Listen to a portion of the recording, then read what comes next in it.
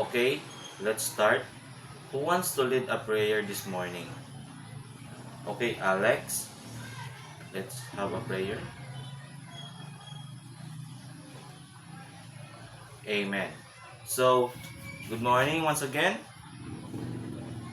How are you? Okay, good, fine. I'm happy to hear that. So, do you have anything to share with your weekends? Something like recreation activity that you did? Oh, nothing. Ano lang pala? Naglaro lang kayo? Computer games? Anything else? Okay. So, may I ask the class secretary who is not around today? Oh, no one? Oh, very good. That's a good thing to hear since all of you are here.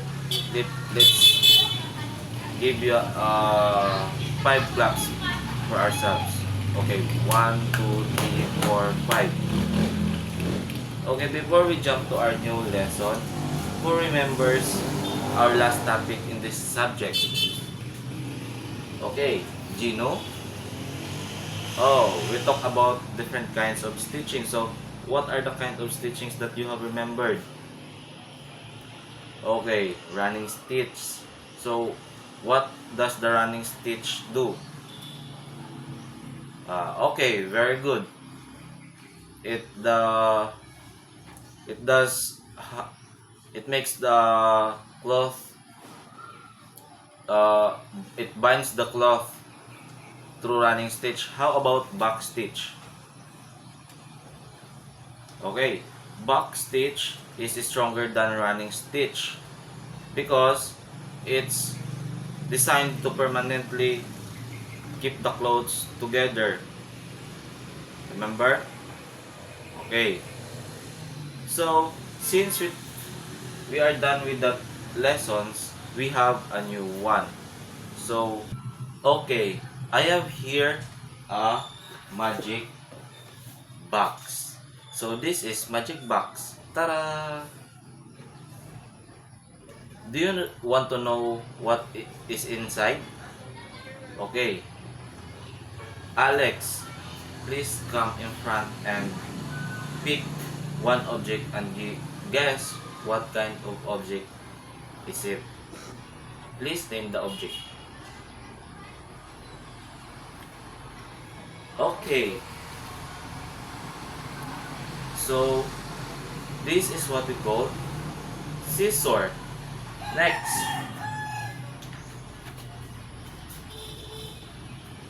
Angela. So, Angela pick this object. So, this object is called needle. Another one. Nolan, please come in front. So, this is what we call measuring tape. Based on the object that you have see in the magic box, what do you think are we going to discuss this morning? Okay? Okay, very good. We are going to discuss about sewing and tools and equipment. So, here, scissor is used to cut fabric. Next, needle to stitch up cloth, bind them together or fix them. Next one is the measuring tape. Measuring tape is used to measure the body of a gentleman or a lady who wants to be made up a clothes for him or her.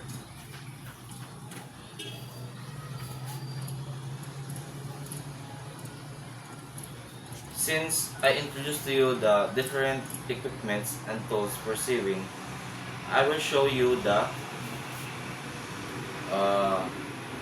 chart of a sewing machine. and let's identify each part.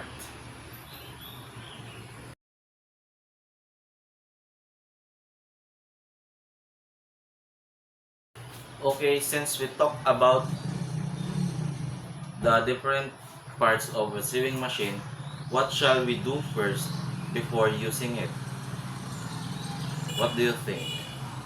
Okay? Lim? Anna? Okay.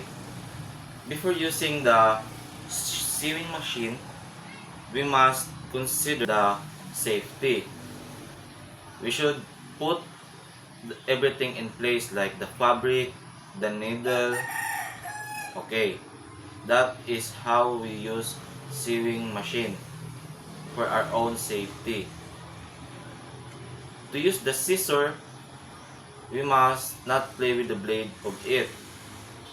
The needle, let us keep away our fingers for it to avoid wounds. Okay, understand? Do you have anything? Do you have any questions? Rather, I'm sorry.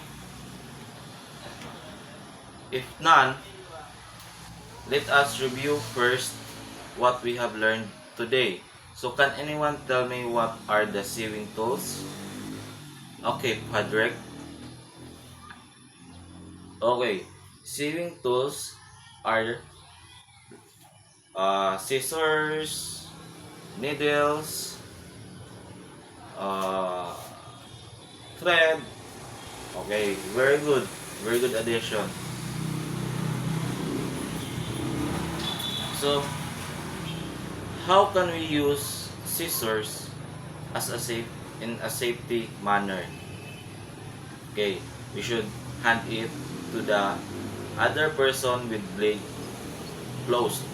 How about the needle? How can we use the needle in a safety way?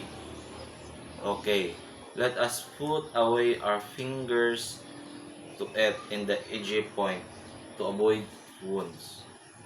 Any other realization, uh, addition on based on what we have discussed? Okay. Okay, very good. That's very good to hear, Adrian. For now, let us going to apply what we have learned in our discussion a while ago. What are we going to do is, I want a volunteer, just one volunteer. Okay, okay?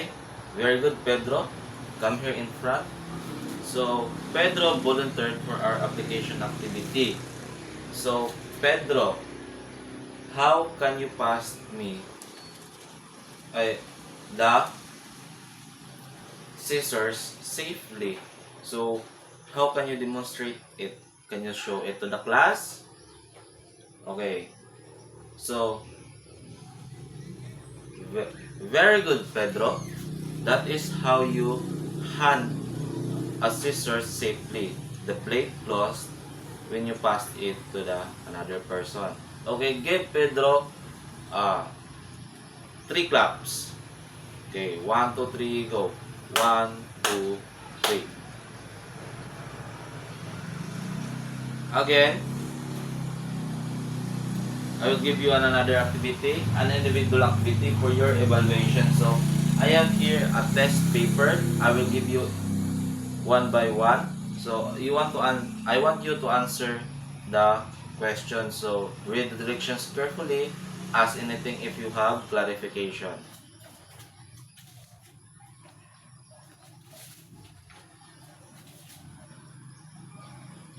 So, is everyone finished?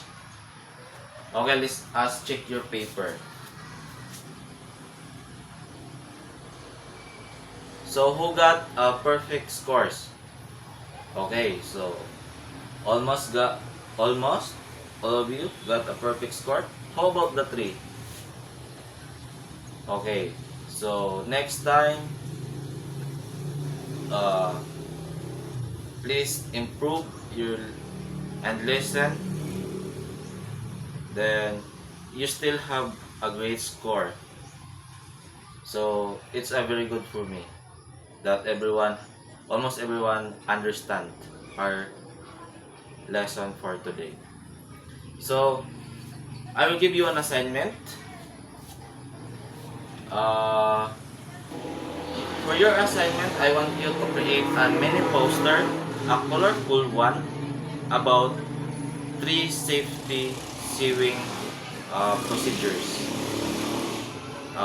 I will collect it in the next meeting or tomorrow. Okay, goodbye class.